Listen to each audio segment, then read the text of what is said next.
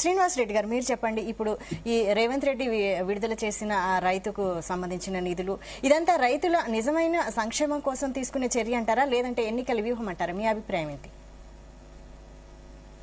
ఈ పని రేవంత్ రెడ్డి ప్రభుత్వమే కాక ఏ ప్రభుత్వం ఉన్నా కానీ ఈ రకంగానే చేస్తుంది, అంత ఆశ్చర్యం లేదు. కాకపోతే ఈ రైతు భరోసా అనేది ఏడాదిన్నరలో దాదాపు ఇదే మొదటిసారి అనుకుంటా ఫుల్ ఫ్లెడ్జ్డ్ గా ఇస్తుండొచ్చు ప్రభుత్వం. 9,000 కోట్లు లోన్ కూడా శాంక్షన్ అయినట్టుగా ప్రభుత్వానికి తెలుస్తుంది. ఇమీడియట్ గా ఫండ్స్ కూడా రిలీజ్ చేస్తున్నారు.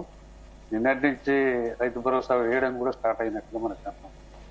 ఓవరాల్ గా కంప్లీట్ అవుతుంది. డెఫినెట్లీ ప్రభుత్వం ప్రజాప్రభుత్వం చెప్పినా ఏ ప్రభుత్వం చెప్పినా అది కాంగ్రెస్ పార్టీ ప్రభుత్వం కాబట్టి వాళ్ళు డెఫినెట్లీ ఎలక్షన్ లో గెలవాలనే లక్ష్యంతో పనిచేస్తుంది. ఏ పార్టీ అయినా చేస్తుంది, కాంగ్రెస్ కూడా చేస్తుంది. కాబట్టి దానిలో భాగంగా మనం చూడొచ్చు. కాకపోతే కాంగ్రెస్ ప్రభుత్వం 1.5 years నుంచి అనవసరంగా ఈ స్థానిక సంస్థల ఎన్నికలను ఆపడం అనేది కరెక్ట్ కాదు. మేము గెలుస్తామా లేదా అనే లెక్కల కంటే నిజంగానే కాంగ్రెస్ ప్రభుత్వాన్ని ప్రజలు పార్టీని ఆదరించారు, అధికారంలోకి వచ్చింది. ఇమీడియట్ గా జస్ట్ 2-3 months ఉండే ఎన్నికలు ఇది స్థానిక సంస్థ. అప్పుడే జరుపుకుంటే ఈ సమస్య ఉండేది కాదు. ఎందుకు ఆపిందో తెలియదు. ఇంతకాలం ఆపిన తర్వాత కేంద్రం నుంచి రావాల్సిన నిధులను కూడా తెలంగాణ రాష్ట్రం నష్టపోయింది, గ్రామాలు నష్టపోయినాయి, గ్రామాల అభివృద్ధి నష్టపోయింది. ఈ కోణంలో చూడాలి. అసలు డిసిషన్ తీసుకోవడంలో ఎందుకు అలసత్వం ప్రదర్శించుండ్రు ఏంటి, అది నిజంగానే విచిత్రం. 1.5 years తర్వాత జరపడం అంటే దాదాపు 2,000 కోట్ల దాకా కేంద్ర నిధులు రాష్ట్రానికి రావాల్సినవి పోయినట్టే కదా. రాష్ట్రాల గ్రామాలకు సంబంధించి అభివృద్ధి అంటే శ్రీనివాస్ రెడ్డి గారు ఇక్కడ ఒకటి ఏంటంటే ఈ గ్రామాల నుంచి అంటే స్థానిక సంస్థల నుంచి తీవ్రంగా వ్యతిరేకత వచ్చింది. ఎందుకంటే ఇంతకు ముందు బీఆర్ఎస్ ప్రభుత్వంలో బిల్లులు చెల్లించకపోవడం వల్ల ఆ బిల్లులు చెల్లించిన తర్వాతే ఎన్నికలకు వెళ్ళాలి అని ఒక తీవ్రమైన వ్యతిరేకత వచ్చింది. అది కూడా కారణం కాదంటారా? అది కాదండి. ఇప్పుడు ఎవరైనా అడుగుతారు, పెండింగ్ బిల్స్ అన్ని అడుగుతారు, ఎవరైనా అడుగుతారు. మాజీ సర్పంచ్ దిగిపోయిన వాళ్ళు, వాళ్ళ బోలెడ్ పెండింగ్ బిల్స్ ఉన్నాయి, వాళ్ళు ధర్నాలు చేసిన చూసినాము. అది రీజన్ అని నేను అనుకోండి ఎన్నికలు ఆపడానికి. అది ఎందుకు ఆపినదని నాకు కూడా విచిత్రంగా కనపడ్డది. అసలు ఆపాల్సింది కాదు, పరోక్షంగా కాంగ్రెస్ ప్రభుత్వమే కారణం. కేంద్ర నిధులు రాకపోవడానికి, గ్రామాల్లో అభివృద్ధి ఆగిపోవడానికి పోయిన వాళ్ళు ఎలా చేసినారో అంతకంటే ఘోరంగా తయారైన పరిస్థితి ఉంది. కాబట్టి ఈ విషయంలో ప్రభుత్వం ఇంకా ఆలోచన చేసేదే ఉంది. ఇమీడియట్ గా జరపడం మంచిది. జూలైలో జరుపుతామని చెప్తున్నారు, మంచిదే. జరిగిపోయింది, ఆలోచన జరిగిపోయింది. ఇకనైనా కానీ టైమ్లీ జరపాలి. జరిపితే గ్రామాలకు సంబంధించిన నిధులు కావచ్చు, రాష్ట్రానికి కావచ్చు, కేంద్రానికి కావచ్చు రిలీజ్ అవుతాయి. మాజీ సర్పంచుల బిల్లుల కోసం ఎన్నికలను ఆపడం అనేది ఇట్ ఈస్ ఇంపాసిబుల్. ఏ ప్రభుత్వం కూడా పనిచేయదు. ఇంకేదో సమ్ అదర్ రీజన్ నుండి వాళ్ళు ఆపుకొని ఉండాలి. కానీ ఈ మాజీ సర్పంచుల బిల్లుల కోసం ఆపిందంటే ఎట్లా అంటారండి? దాన్ని లెక్కించాల్సిన అవసరం లేదు. ప్రభుత్వం నిధులు ఇవ్వాలి, కాకపోతే రేపు ఇస్తుంది. మాజీ సర్పంచులకున్న మాజీ పెండింగ్ బిల్లు గత ప్రభుత్వం పెట్టిపోయిన పెండింగ్ బిల్లు అవి వీళ్ళ ప్రభుత్వాన్ని కూడా కావు. అట్లాంటి ప్రభుత్వాలు పార్టీల పరంగా లెక్కించడం సరైన పద్ధతి కాదు. కానీ బిల్లులు చెల్లించలేదని స్కూల్ కి తాళం వేసిన పరిస్థితి చూస్తున్న ప్రస్తుతం బీఆర్ఎస్ గవర్నమెంట్ లో బిల్లులు చెల్లించలేదని ఇప్పటికి కూడా చెల్లించలేదు. ఇప్పటికి కూడా ఎన్నికలు జరపరా? మరి ఇప్పుడు క్యాబినెట్ చెప్తున్నది కదా జూలైలో ఎన్నికలు జరుపుతామని. బిల్లులు చెల్లించనంత మాత్రమే ఎన్నికలను ఆపాలని ఇక్కడ లేదు.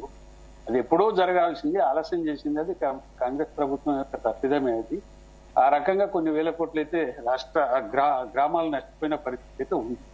ఈ రెండో పాయింట్, మనం ఈ రైతు భరోసా విషయంలో గత ప్రభుత్వం ఎప్పుడు వాళ్ళు కూడా ఇదే 2 నెలలు 3 నెలల వరకు వేసుకుంటూ పోయేవాళ్ళు. వన్ టైంలో ఏ ప్రభుత్వం కూడా వేయలేదు. కాకపోతే ఈ ప్రభుత్వం మాత్రం ఒక 2 దఫాలుగా రైతు భరోసాను ఎగ్గొట్టిందని చెప్పొచ్చు. వాళ్ళు ఇచ్చిన హామీ ప్రకారం. సరే 5,000 నుంచి 6,000 ఇస్తామని చెప్పిండ్రు. అది కొంతవరకు మొన్న పోయిన కారులో 3.5 acres వరకు ఇచ్చినట్టున్నారు. దాని తర్వాత ఆపేసిండ్రు.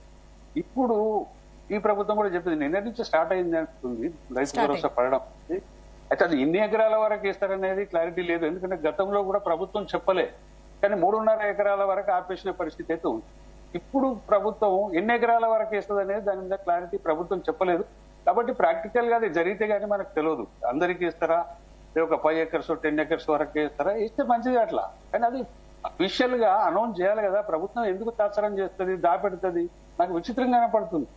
కేసీఆర్ నిజంగానే ఫామ్ హౌస్ లకు ఇచ్చిండు, రాళ్లకు గుట్టలకు ఇచ్చిండు. అది అందరం వ్యతిరేకించారు. ఇలా ఈ ప్రభుత్వం ఎందుకు క్లారిటీగా చెప్పదండి రైతు భరోసా ఎవరికి ఇవ్వాలి, ఎలిజిబుల్ ఎవరు, 5 acres వరకా 10 acres వరకా?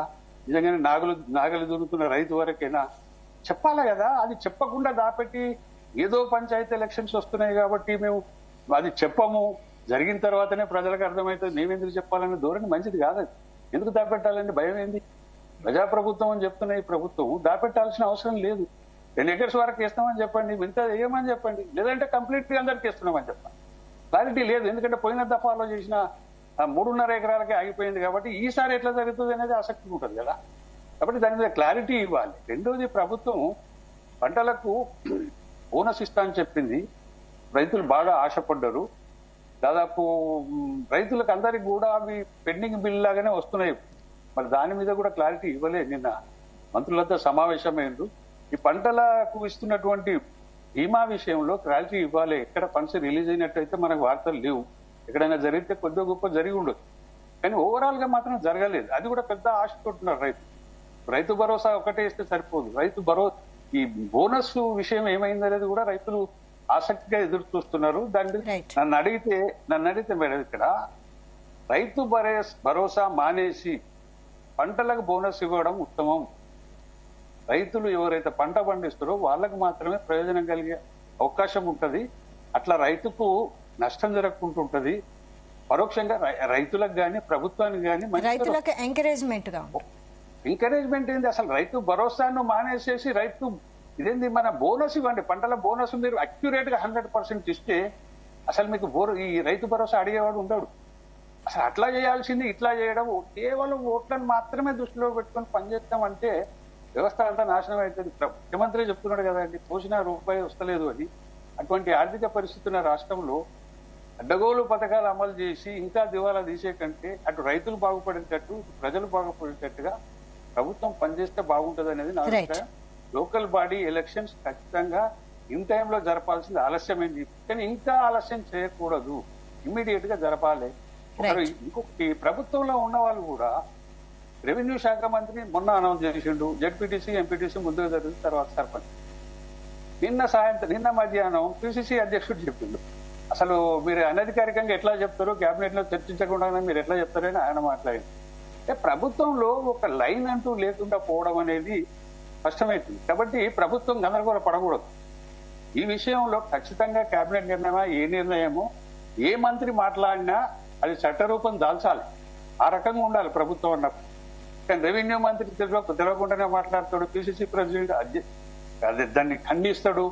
అది ఎవరు చేసాను మరి నేను మంత్రుల సమావేశంలో ఆ విషయం మాట్లాడదా లేదా అనేది తెలవాలి. లోకల్ బాడీ ఎలక్షన్స్ ఆలస్యం కాకూడదండి. మంత్రులు ఇష్టం వచ్చినట్టుగా మాట్లాడే కంటే అక్యురేట్ గా కేబినెట్ నిర్ణయంతో మాట్లాడితే బాగుంటుంది. ఇక బీఆర్ఎస్ నుంచి బాజిరెడ్డి జగన్మోహన్ గారు జాయిన్ అయ్యారు. నమస్తే అండి, గుడ్ మార్నింగ్. చెప్పండి, మీరు